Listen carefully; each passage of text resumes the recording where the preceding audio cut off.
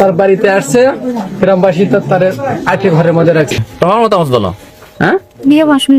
বিয়ে বুঝবে। পাবনার সাথিয়ায় ঘটে গেছে অবাক করা চাঞ্চল্যকর এক ঘটনা। আপন ভাতিজার বউয়ের সাথে সঙ্গমরত অবস্থায় ধরা খেয়েছে চাচা। পাবনায় বিবাহের 7 দিন পর স্ত্রীকে রেখে প্রবাসে চলে যান স্বামী মাহমুদ।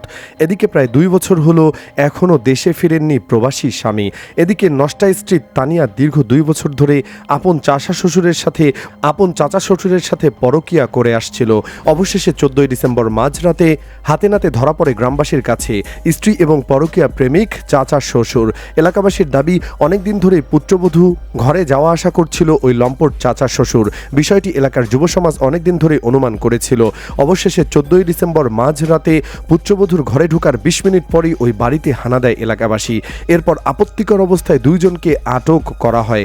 এলাকাবাসী তাদের সারা রাত বেঁধে রাখলে তারা দুজনকে বিবাহ করতে চায়। 40 লাখ টাকা দেনমোহরে পরদিন সকালে তাদের বিবাহ পড়িয়ে দেয় এলাকাবাসী। এই ঘটনায় এলাকায় চরম চাঞ্চল্যের সৃষ্টি হয়েছে। লম্পট চাচা শ্বশুরের পরিবারের দাবি, এলাকায় তাদের শত্রুপক্ষ এই নাটক সাজিয়েছে। যদিও ওই পুত্রবধূ তানিয়ার দাবি, চাচা শ্বশুরের সাথে তার 1 বছরের বেশি সময় ধরে শারীরিক সঙ্গম চলছিল। বলে রাখা ভালো, বর্তমান সময়ে এক মহামারীর নাম পরকীয়া। পরকীয়া একটি অমানবিক ক্রিয়া, বিকৃত মানসিকতার কাজ। শরীয়তের পরিভাষায় পরকীয়া বলা হয় বিবাহ পরবর্তী কারোর সঙ্গে কোনো ধরনের প্রেম ভালোবাসাকে। ইসলামে এটাকে সম্পূর্ণভাবে হারাম করা হয়েছে।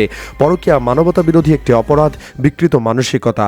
ইসলাম একটি মানবিক ধর্ম, সর্বশ্রেষ্ঠ জীবন বিধান। কোনো মানবিক গর্হিত কাজকে ইসলাম অনুমোদন দেয়নি। সুস্থ মস্তিষ্কের কোনো নারী পুরুষ পরকীয়ায় লিপ্ত হতে পারে না। পরকীয়া সম্পর্কে যেমন সামাজিক শৃঙ্খলা নষ্ট হয়, তেমনি পারিবারিক সম্পর্কেও ফাটল ধরে। পরকীয়া নামের অসামাজিক বিবাহ বহির্ভূত সম্পর্কের অশুভ থাবায় বিপর্যয়ের মুখে সংসার ও পরিবার প্রথা। এমনকি জঘন্য হত্যাকাণ্ড সংঘটিত হচ্ছে এ কারণে। কিন্তু কেন?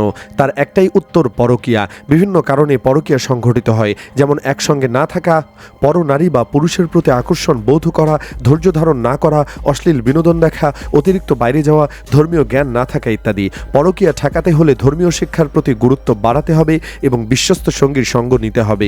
এ ব্যাপারে সূরা তাওবায়ের 119 নম্বর আয়াতে মহান আল্লাহ রব্বুল আলামিন বলেছেন, হে মুমিনগণ, তোমরা আল্লাহকে ভয় করো এবং সত্যবাদীদের সঙ্গী হও।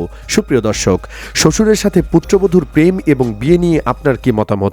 কমেন্ট বক্সে জানিয়ে দিন আপনার রায়। ভিডিওটি ভালো লাগলে লাইক ও শেয়ার করুন, আর আমাদের চ্যানেলে নতুন হলে সাবস্ক্রাইব করুন।